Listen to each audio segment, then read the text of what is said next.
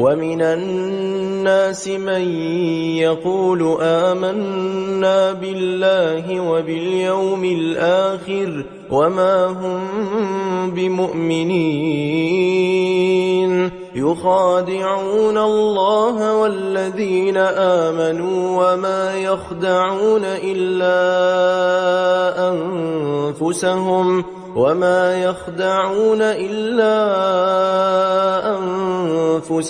وما يشعرون في قلوبهم مرض